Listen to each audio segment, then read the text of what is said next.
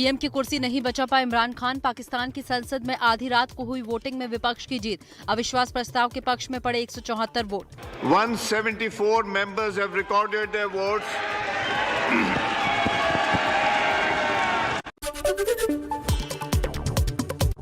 शहबाज शरीफ ने कहा, हम किसी से बदला नहीं लेंगे, बेगुनाहों को जेल में नहीं डालेंगे, ये मुल्क कानून से चलेगा।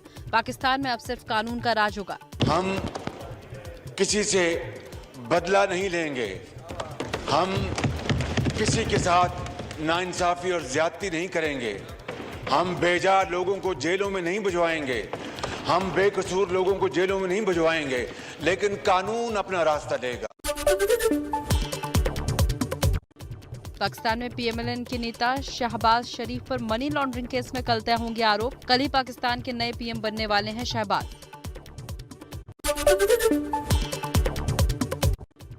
इमरान के इस्तीफे के बाद पाकिस्तान में कहीं खुशी कहीं गम का माहौल। एक तरफ विपक्षी पार्टी के समर्थक जहां खुश दिखे, वहीं दूसरी तरफ इमरान समर्थकों का प्रदर्शन। इमरान का पीएम पद से हटने के बाद मरियम नवाज का ट्वीट, पाकिस्तान के इतिहास का काला दौर खत्म हुआ। बिलावल भुट्टो ने कहा, पूरे पाकिस्तान को मुबारकबाद, आज हमने इतिहास बनाया है, पाकिस्तान के दुखों के दिन खत्म हुए। 3 साल से बोझ उठा रहा था मुल्क, वेलकम बैक टू पुराना पाकिस्तान। आज 10 अप्रैल 2022, वेलकम बैक टू पुराना पाकिस्तान।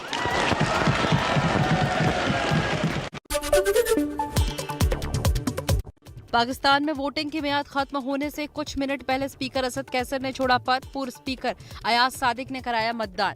मैं स्पीकर के ओहदे पे मजीद नहीं रह सकता। लंबा अरसा अपने लीडर इमरान खान के साथ गुजारा, 26 साल से मैं उसके साथ रहा। बीजेपी अध्यक्ष जेपी नड्डा ने कहा, हिमाचल में मुख्यमंत्री के चेहरे में कोई बदलाव नहीं होगा, जयराम ठाकुर ही होंगे मुख्यमंत्री के उम्मीदवार। इसी साल के अंत में हिमाचल प्रदेश में विधानसभा के चुनाव। बीएसपी अध्यक्ष मायावती ने राहुल गांधी के आरोपों का किया खंडन। कहा, राहुल का मुझे सीएम बनाने वाला बयान गलत, राहुल गांधी के बयान में जातिवादी मानसिकता।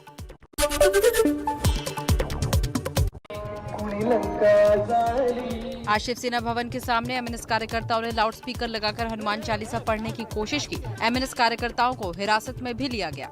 आदित्य ठाकरे ने चाचा राज ठाकरे पर कसा तंज। कहा, जो पार्टी खत्म हो गई उस पर मैं कुछ नहीं बोलता। यूपी में बढ़ने वाला है अभिभावकों पर बोझ, निजी स्कूलों को मिली फीस बढ़ाने की मंजूरी। मऊ में यूपी के बाहुबली नेता मुख्तार अंसारी की 3.25 करोड़ की बेनामी संपत्ति कुर्क। गैंगस्टर एक्ट के तहत संपत्ति जब्त करने की कार्रवाई की गई। गुजरात दौरे पर गृह मंत्री अमित शाह। बनासकांठा में पर्यटन सुविधाओं का किया लोकार्पण। नडाबेट में भारत पाकिस्तान सीमा पर व्यूइंग पॉइंट का उद्घाटन किया। गृह मंत्री ने जवानों के साथ भोजन भी किया।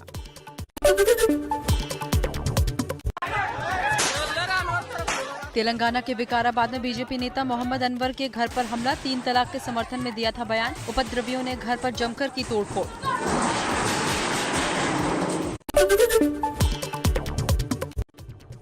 श्रीनगर एनकाउंटर में सुरक्षा बलों ने 2 आतंकियों को मार गिराया। मारे गए दोनों आतंकी में से एक आतंकी ने सीआरपीएफ पर हमला किया था। सुरक्षा बलों का ऑपरेशन जारी। नोएडा में भ्रष्टाचार की इमारत को गिराने का आज टेस्ट। 22 मई को गिराया जाएगा सुपरटेक एमरल्ड कोर्ट का ट्विन टावर। 18 साल के ऊपर के लोगों के लिए आज से बूस्टर डोज। प्राइवेट सेंटर पर 375 रुपए खर्च कर लगा सकते हैं वैक्सीन। देश में पिछले 24 घंटों में कोरोना के 1054 नए मामले सामने आए। एक दिन में 29 लोगों की मौत। एमपी के सीहोर में भारी जल संकट। सीएम शिवराज सिंह चौहान के गृह जिले में लोगों को नहीं मिल रहा पीने का पानी। पानी की तलाश में दूर दूर तक भटक रहे हैं लोग। राम की नगरी अयोध्या में आज रामनवमी पर्व की धूम। राम जन्मभूमि मंदिर कनक भवन में भक्ति में झूमते नजर आए श्रद्धालु। किए भगवान राम के दर्शन।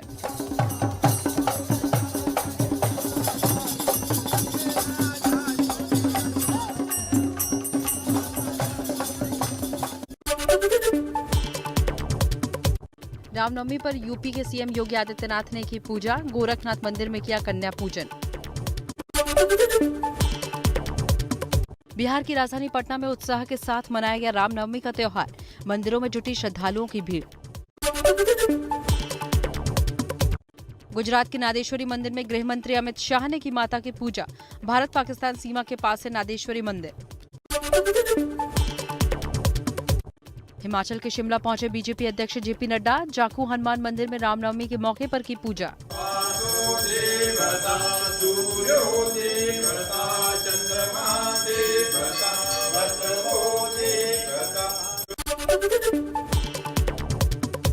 ओडिशा के पुरी तट पर सैंड आर्टिस्ट ने बनाया राम मंदिर। रामनवमी की पूर्व संध्या पर समंदर किनारे बनाया अयोध्या का राम मंदिर।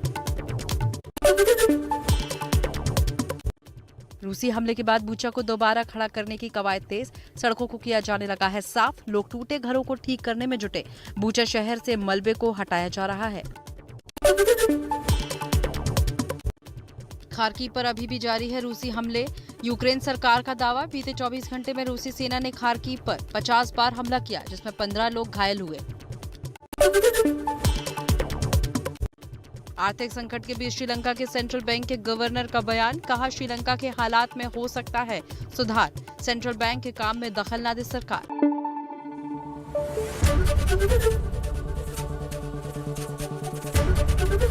एबीपी न्यूज आपको रखे आगे।